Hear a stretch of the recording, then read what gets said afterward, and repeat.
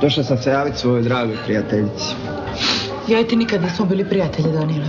Nismo, uvijek smo bili puno više od toga. Prika cure u društvu. Prika? Koji prika? Ja se zovem Danijel, a vi ste? Mate, u pravu, nestani odavde. Pogled na tebe mi stvarno kvari večer, aj. Pa ne možeš tako, uvijek nam je bilo lijepo zajedno. Šta je reći da si se pojavila? Mislio sam ti neće biti baš ugodno pojavljivati se u javnosti. Nakon svega. Nakon čega to svega, molim te? Hoćeš da te podsjetim? Prodaja dionica obiteljske firme. Napad na gradonačelnika i oduzimanje krune. A sad čujem da živiš u getu sa nekom peškarušom. Sad je stvarno dosta. Ti i ja ćemo ovo riješiti vanka. Stani.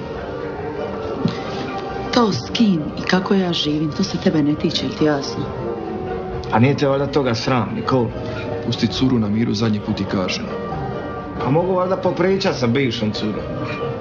To mi nisi ozbiljno shvatio kad sam ti rekao da je zadnji put. Ajmo vanka.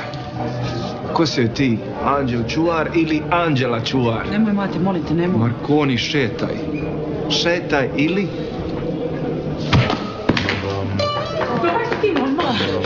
Isusovo, svetu seljačinu. Reci mi, kako si postao glumac? Kako si uopće završio na glumačkoj akademiji? Pa, bavio sam se glazbom dugo godina, znaš. I u srednjoj školi sam išao na taj dramski studio.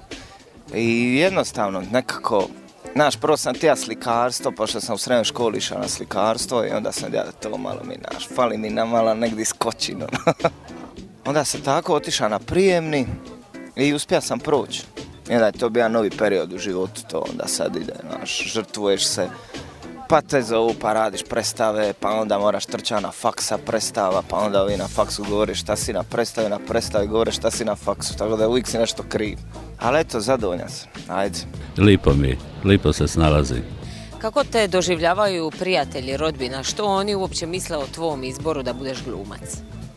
Pa, šta ja znam, drago im je, kao da mi to ide i da je to, niko mi nije rekao da ono šta to radiš, šta nisi šta radi, ne znam, pekar, neko. Ali znaš, šta je dosta ljudi koje vidim čak sad nakon Larinog izbora, nakon godinu dana, ono, žena dođe u dućanu pa me gleda, pa čekaj, jesi ti oni, da odmah znam šta je. Tako da je dosta ljudi to povezuje s tom serijom, znaš, jer ona je bila aktualna i kroz nju se nekako, ne može se odvojiti od toga. Nekako ljudi misle da si ti takav lik kakav su u seriji, pa evo nek gledatelji prosude. I da je to jedino što si napravio u životu, to je velika stvar.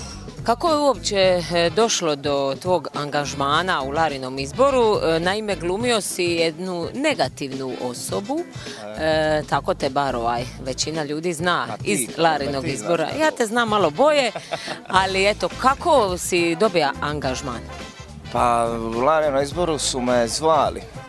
Zvali su me pred ispit. Znači, bio je ispit iz glume, dan prije zovu me ovdje Nova TV, tra-la-la. Ja sam ne znam našto, pet sapunica, uvijek imaš ono, znaš, neće se nikao pratiti te sapunice, ali isto mi je bilo drago, šta? Sve skupa zadovoljan sam tim. Znaš, gluma je dobra ili loša?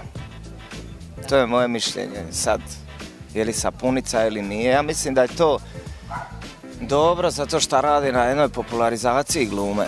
Kod takve, znaš, sad bi svako glumio. Svi bi danas glumili, a zato što je to ispalo da je to lakše nego sad, ne znam, radi nešto pošteno. Tako da, ono, sad opet da me zovu, mislim da ne bi za neku glavnu ulogu, ali za nešto malo ovako zaradi, šta ne bi bi. Super je vaša emisijica.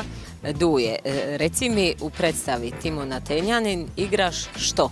U predstavi Timona Tenjanin igram Timonovog slugu, Timonovog vojnika, koji ga brani od svjetskih sila. Mason.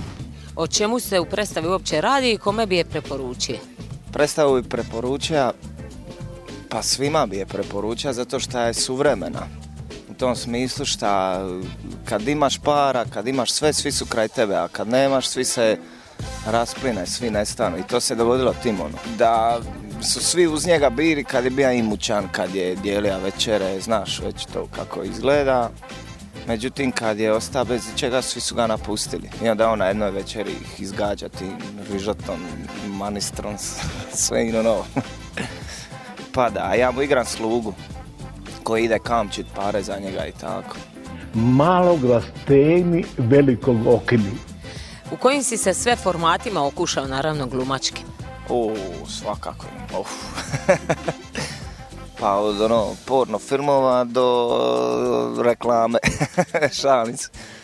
Pa dosta, šta ja znam, nisam snimao nikad reklamu, ali sam dosta se okušao u kazališnim formatima, tipa Krleža, znaš već kako bi radili na Akademiji Šekspira. Evo sad radimo Šekspira, to su stvarno dobri tekstovi, znaš, to sam tekst traži sam od sebe da šta prije prestane biti papirnat.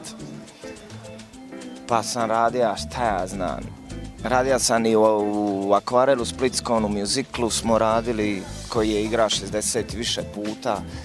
Mi smo igrali Mornare, to je meni najdraža možda predstava. Dobro, pomoglo ti je puno to što si se bavio glazbom u tom smislu. Di si se ti to bavio glazbom? Šta si ti to radio? Ja sam ti svirao sa raznim bendovima. Ok. Pa dobro, evo, svirao sam sa Tihom Orlićem, sam svirao 3,5 godine i to je super iskustvo, znaš, to je pravi rock and roll, ja sam imao 19 godina, uske crne kožne gaće i ideš od sela do sela, prodaješ se. I super smo bili ekipa, ali u jednom momentu, znaš, sam ja nešto tražio više, nešto sigurnije za sebe, ja sam otišao u taj glumački format, a i tim sam se bavio. I pokušavam uvijek kroz tu glumu, pokušavam spojiti nekako glazbu, da se to koliko god može zajedno. Bilo kakvim oblicima. Tipa u Akvarelu radim beatbox, šta ja znam, znaš. Onda cijeli orkestar doli koji imaju partiture gledaju, znaš, hoću li ja falit, hoću li ja neću falit.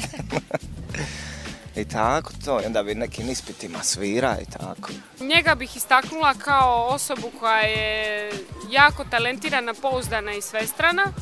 Pojavio si se i u prvom YouTube trash sitcomu. Možeš li gledateljima i gledateljicama objasniti o čemu se točno radi? To radi moj prijatelj Siniša Novković, jako dobar. On me zva tu za tu neku karakternu ulogu gdje se ja cerim tamo kao ubojica cijele generacije. To je zapravo pokušaj da, znaš šta je to po mom mišljenju, a i ja se nadam po njegovom, pokušaj da se šta više snimi jednostavnih komedija. Znaš, jer gluma na našim područjima je zakopana u toj nekom komornom obliku, ozbiljno, znaš, zašto si to rekao, kako si, znaš, ovo je čista zezancija koja mora biti spontana, znaš, ali mu ne smije biti ni pretjerana, da su to te granice koje on pokušava pogoditi. Ja se nadam da to ima pogleda, ne znam sad koliko, na YouTube-u tih njegovih stranica i mene je zva, ja sam tu gostovao na tome vrlo rado i opet bi. Hrvatski film nešto ostavi u tebi. Koji je tvoj uopće status? Imaš li stalni posao ili te angažiraju od posla do posla? Ja sam hrvatski domobran.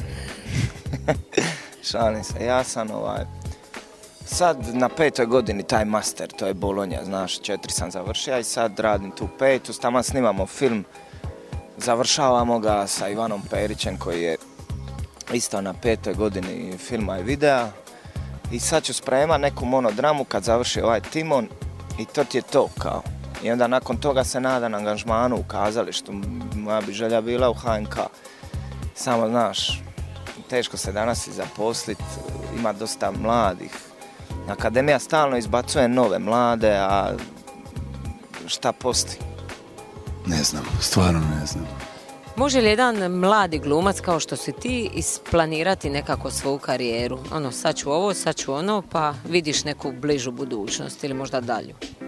Pa šta ja znam, mislim da teško iko može isplanirati, pogotovo u glumačkom poslu.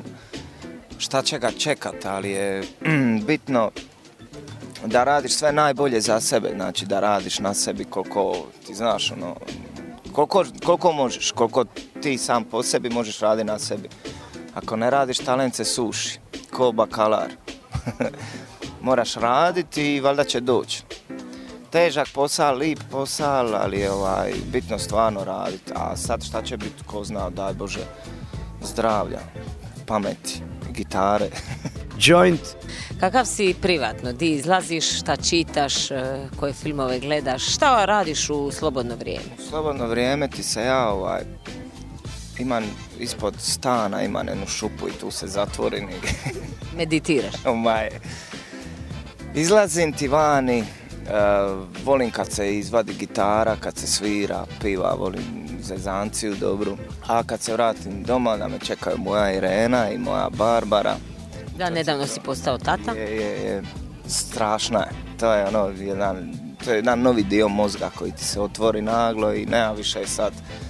Sad nema više do 6 ujutro, sad moraš do 5 do... Ali di izlazim tu po gradu, Mateuška, doli u Geta, pa u Rakijarnicu, svudi po gradu, ali volim negdje kad zalumpamo, negdje gori put, Vlašetine. Volim, nema nikak pravila, di me odnese društvo, di se dobro dogovorimo, di je dobra vibra, tu izađe. Ja volim kad je oko mene lijepo. Iz pouzdanih izvora ja sam saznala da ti nekad u slobodno vrijeme malo i crtaš, je li to istina? Ko ti je to rekao? Pa jesam, crtam karikature dosta, to mi je baš najjači ispušni ventil. I to, na primjer, to mi je najdraže raditi kad igraš neku manju ulogu u teatru, onda idu one čitače probe, onda ja crtam druge glumce, a da oni ne znaju, na zadnjim stranama. Pa ako neko ima želju, šta, samo nek se javi, ja ću ga nacrtati. Mislim, moja želja da ima ni krila, pa šta sad, Reci mi planovi za budućnost, neku bližu, a možda i neku onako malo dalje. Planovi su samo da bude lipo zdravlja, da se dobro zezamo, da bude uloga, a sad u Hollywoodu ili u Rumunjskoj nikad ne znaš. Želim još jednom prilikom pozvati gledatelje da dođu na udarnu premijeru Splitskog ljeta 3.8. znači ovdje u prostorijama galerije, ali ne u kafiću, nego iza kafića. Timona Tenjanin, dođite, predstava će, ja se nadam, biti odlična, već smo dosta napravili na njoj, tako da eto, to je prvi plan za budućnost sad. Nek premijera prođe pa ove ostale 3 izvedbe, jer imamo 4 izvedbe, valjda će biti dobro.